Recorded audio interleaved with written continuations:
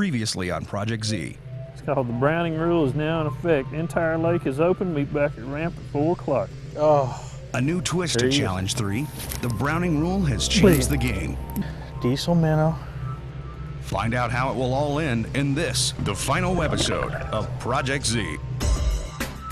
3 pros, 3 days, 3 challenges. What happens when 3 of the world's best bass pros go head-to-head on Lake Guntersville, Big Bass Mecca and site of the 2014 Bassmaster Classic, with no practice time and a limited tackle arsenal?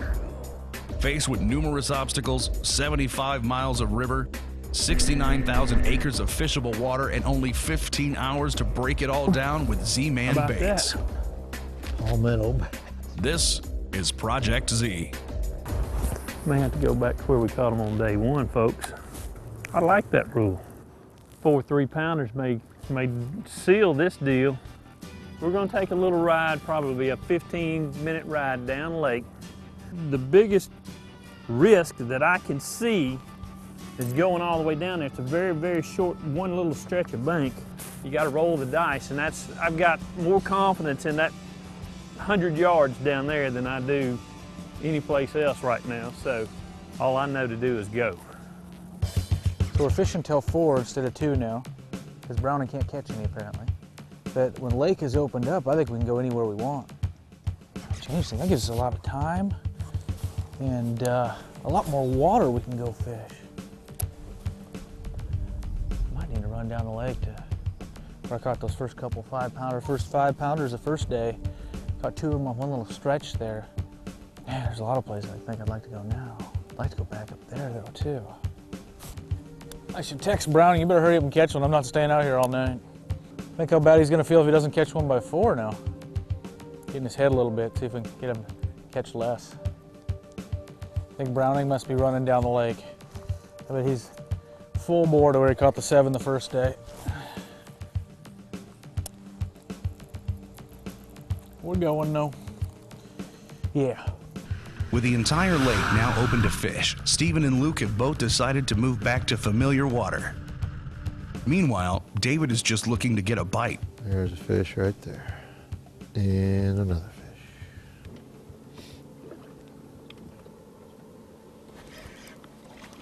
God.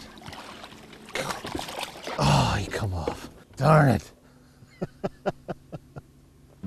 Stephen Browning rule has changed things here. Now we're fishing till 4 instead of 2, and the whole lake's open. So I ran back down, back to where the first day I caught 2 5-pounders along this stretch. A little better fish. See if I could duplicate that, see if I could get another 5-pounder here, or 2, or whatever, you know.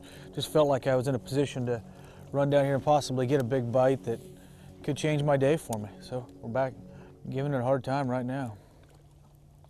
Stephen is hopeful that his day 1 spot will hold up and produce the bites he needs.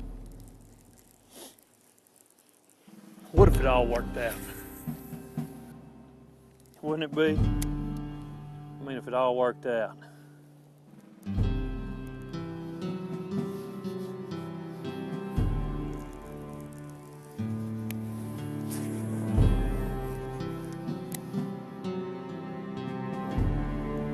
There he is. Boy, I wish it was a bass. I'm gonna tell you, no, it's a drum. God dog it. Dang it, man.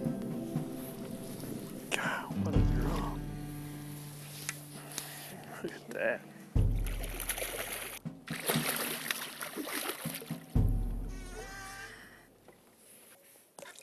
You Gasper go.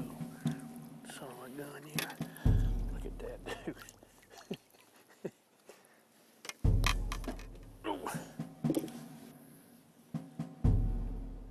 I'm going to count that one as a catch on the turbo crawl. Turbo crawl. Now I'm going to go do a little fatties. Let's see what the fatties will do. Boy, wouldn't you like to get that dude on this thing? I'll let you help me reel him in. I'm getting a little bored.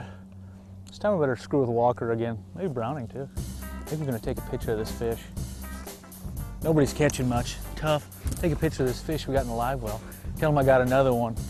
And tell them this is easy out here.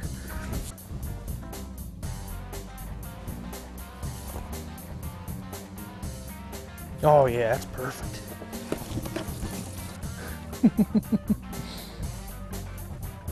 We'll send it to Browning too, to see if we can make him feel any worse. So we got another, it's easy, picture of me with one on the live well. I'm sure they'll love to see that when they're not catching anything. Oh. Stephen continues working his day one stretch of bank in the hopes of boating his first keeper. There he is. God. You jackwagon. Come on, big guy. Luke and David. Oh, looky there.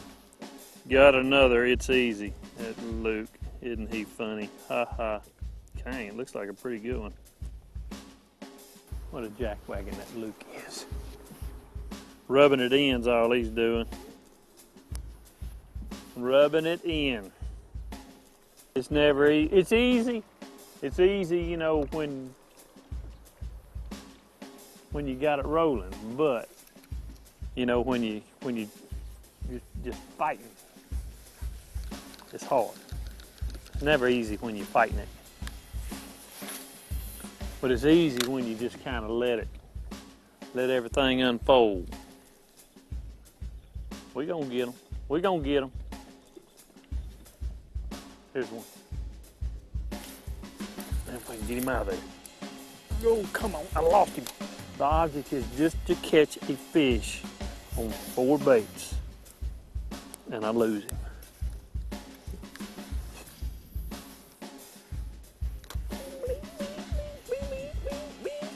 You gotta be kidding me.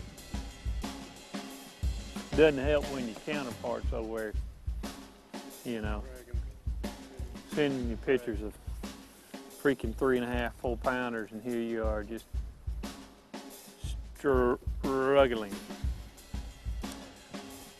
Stay or go. It's decision time for Luke.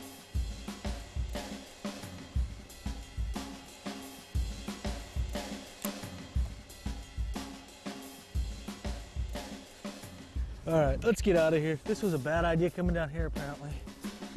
Here you go, here you go, here you go. Take that, Luke Clawson. I mean, you know, you feel like you're at least around somewhere in here. I mean, seriously, there ought to be something. There ought to be a bass on that brush pile right there. Look at that.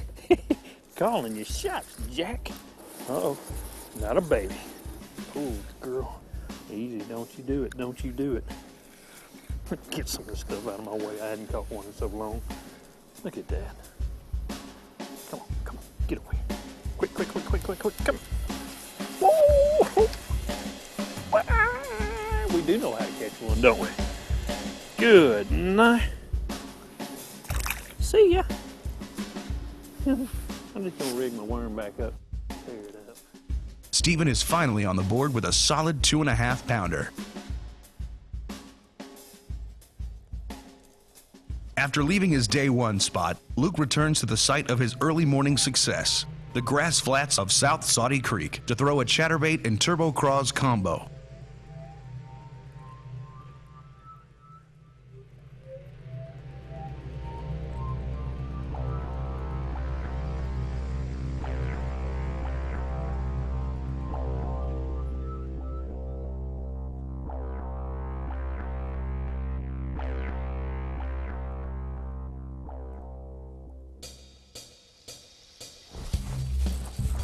That's a nice one there. Oh. Fatty. That one will weigh a little bit.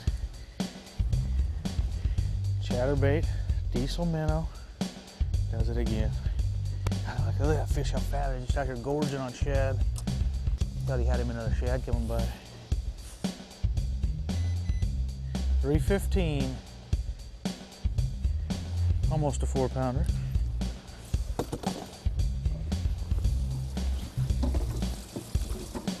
It'll help the cause a little.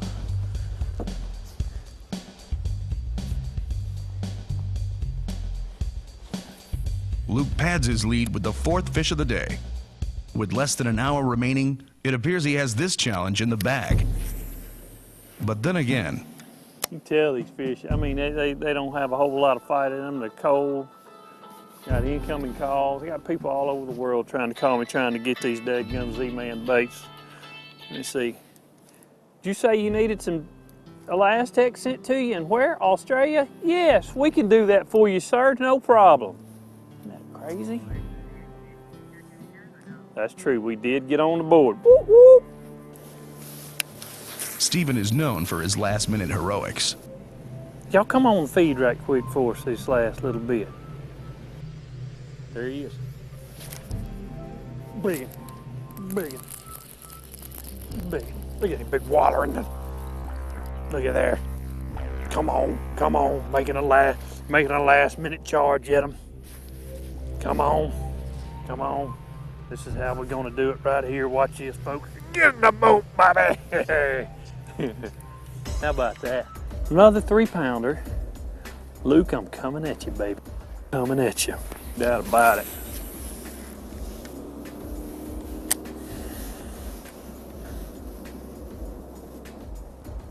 There he is. Oh, didn't take it. Come on, you jackwagon. There he is. He's got it now. Big one. Talk to me, Goose. Talk to me, Goose. I just had to force feed him. Come on. Oh, hey. Look at all that. You're supposed to be cold, Jack. Come here. Hello. Come here. Hey. Come here. That's getting it done right there. That is getting it done. Right there. I mean, I hear it ticking. I'll take that. Hey, if you're not using the Elastec, that's your fault. You mad at your money's all I can tell you.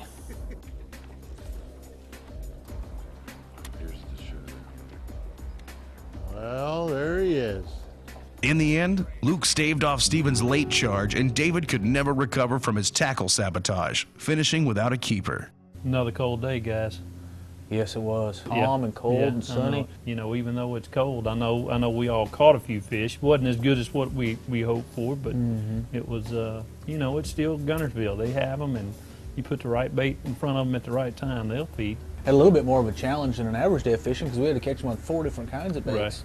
Right. You know, but that made it exciting too, and do something different to try. And it really shows you can catch them on about any kind of bait you pick up and throw, as long as it's the right style and throw it in the right place. And I actually caught a fish, wasn't bass, on each category today. Did you get a drum today? I did get a drum. Did you? I sure Nice. did. Those are fun. Now, I could not catch a keeper. I just did not catch a keeper. But it's all about being in the right place at the right time, and I did neither today. So that's how it goes. But obviously, Luke, you caught some fish today. yeah, I think I had 11-7. I caught 5 fish all day, 1 short and 4 keepers. I really relied on the chatterbait and kept throwing it around. And Did you? know, you'd get around a fish and you'd catch one on it. I was able to get one on the worm in all my categories, so it all worked out. Which trailer did you use on the chatterbait? There? Right, I used a diesel minnow, but I also used a turbo crawl. Yeah. And I think both of them seem to work just about as well. Both of them are soft enough, you can reel it really slow and they still work good. Have enough action, you're still going to get the bites. Right. So you was using the chatterbait more along that grass lines then? Yeah, those deeper grass lines out there, anywhere from 4 to 7 foot of water, winding it pretty slow down through there. Right. Yeah, I think that's what's cool about a chatterbait is anytime you get around a grass lake, I mean, it works on all the lakes, but especially when you've got this milfoil hydrilla and that chatterbait, it's just hard to beat it. Yeah, it's really underutilized in a lot of these lakes when it's this cold, though. That's something that works really good, but not that many people throw it. I don't know why, because everybody relies on a rattle trap and a jerkbait when it's cold, but really, I think the chatterbait's one of my favorite baits when it's water below 50. And you catch big ones. I mean, you can catch a big one, and when the water temperature's below 50 on a chatterbait, normally, you know, you're gonna box them. I mean, you had 5 bites, you boxed 4 of them today, so that was that's pretty dang good for the conditions, without a doubt. Yeah. I enjoyed the challenge, man. Yeah, it was a fun day. It's been a fun week. It has been. Yeah. It has been. I say next year, warmer temps, There you go. salt water. Salt water. That would be. That'd be a good time, wouldn't it? Let's go I'm eat a looking forward to cheeseburger. next year. Yeah, let's get a cheeseburger. The chatterbait proved to be the Challenge 3 winning bait. Luke was able to take the day's top honors by pairing it with a diesel minnows or turbo craws and then fishing it slowly, ripping it out of the grass to generate all of his quality bites. A pattern very similar to the one Paul Mueller employed en route to a new Bassmaster Classic single-day 5-fish weight limit.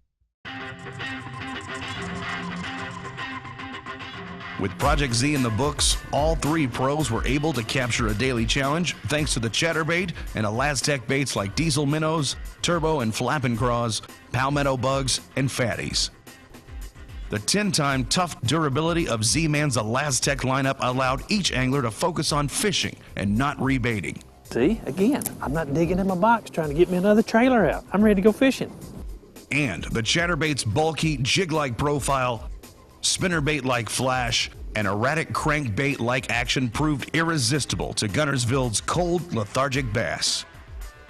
We wanted the Project X. Doing Project X. That's Y and Z.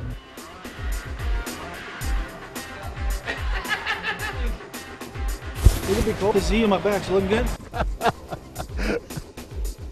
We'll be through with Project Z to be home for Christmas. Thank you. This is Project Z.